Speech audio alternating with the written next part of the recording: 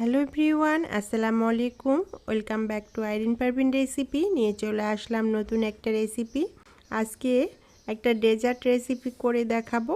এখন প্রচুর গরম, আর গরমের সময় এই রকম একটা ডেজার্ট যদি ফ্রিজে ঠান্ডা করে তারপর পরিবেশন করা হয়, তাহলে পারে ঠান্ডা ঠান্ডা এই ডেজার্টটি খেতে কিন্তু সেই ইয়ামি, সেই অসাধারণ। এই ডেজার্টটা বিকেলের নাস্তা এবং মেহমান আসলে এবং হলো ঈদে, উৎসবে, যে কোনো অকেশনে কিন্তু বানিয়ে নিতে পারেন। আর এটা বানানো খুবই সহজ। এই ডেজার্টটা এতটাই লোভনীয়, একবার খেলে কিন্তু বারবার খেতে ইচ্ছে করবে আপনার। আশা করছি এই ডেজার্ট রেসিপিটা আপনাদের পছন্দ হবে। পছন্দ হলে লাইক, কমেন্ট, শেয়ার করে আমার চ্যানেলটিকে সাপোর্ট করবেন, পাশেই থাকবেন। এইরকম আরও নতুন নতুন রেসিপি দেখতে আমার পেজটিকে সাবস্ক্রাইব, ফলো করে রেখে দিতে পারেন। তাহলে চলুন রেসিপিটা বানিয়ে ফেলি। ডেজার্টটা করার জন্য আমি এখানে ম্যাঙ্গো ফ্লেভারের 1 প্যাকেট ফালুদা নিয়ে নিয়েছি। আর হলো এখানে যে কিশমিশগুলো আছে, এই কিশমিশগুলো আমি বেছে উঠিয়ে রেখে দিব, এটা পরে ব্যবহার করব। চুলায় একটা প্যান বসিয়ে দিলাম। এরকম একটা গ্লাস দিয়ে আমি 3 গ্লাস পানি দিয়ে দিলাম।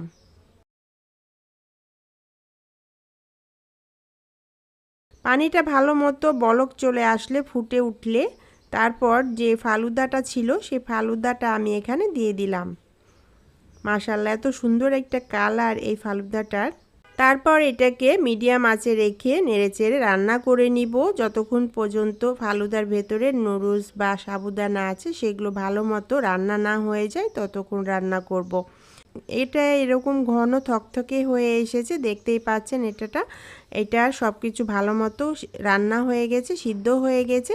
এখন আমি যে হলো কিশমিশটা উঠিয়ে রেখেছিলাম সেই কিশমিশটা এখানে দিয়ে দিলাম। কিশমিশটা দেওয়ার পর আরও কিছুক্ষণ এটাকে রান্না করে নিব। এটা রান্না করতে করতে বন্ধুরা আপনাদের সাথে কিছু কথা বলে নেই। আমার পেজে নতুন হলে ইউটিউব থেকে দেখলে একটা সাবস্ক্রাইব করে দিবেন, ফেসবুক থেকে দেখলে একটা ফলো দিয়ে দিবেন। যেসব বন্ধুরা আগে থেকে সাবস্ক্রাইব, ফলো দিয়ে রেখেছেন তাদেরকে অসংখ্য ধন্যবাদ।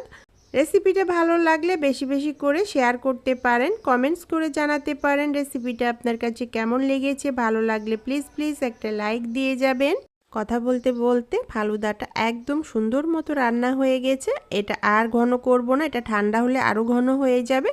এটা নামিয়ে নিব এখন। আর এরকম আমি একটা ছড়ানো বাটি নিয়ে নিয়েছি। আপনারা যে কোনো বাটিতে এটা সেট করে নিতে পারবেন, তবে ছড়ানো বাটিতে সেট করলে খুব সুন্দর হয়।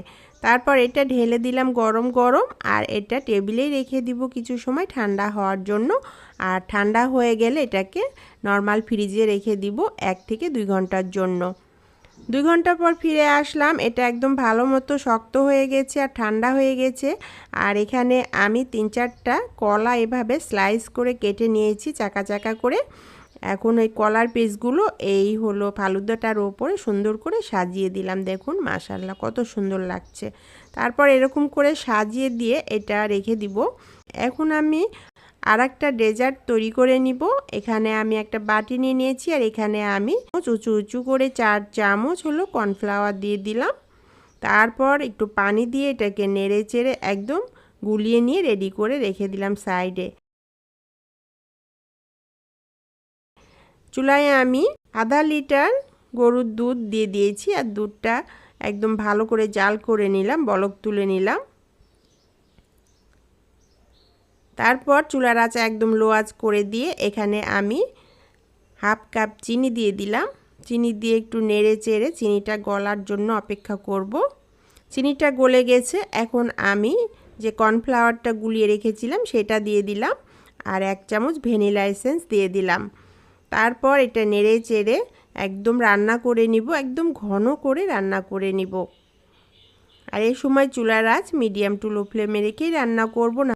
আর এটা খুব ভালো করে নেড়ে নেড়ে রান্না করতে হবে, নাহলে তলায় লেগে যেতে পারে।